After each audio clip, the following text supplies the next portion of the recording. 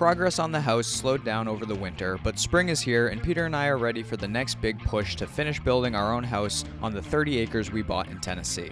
Here's a quick time lapse of the full build from slab to watertight to catch you up. Subscribe so you don't miss the progress in the coming weeks and months as we add siding, plumbing, electrical, insulation, drywall, and everything else.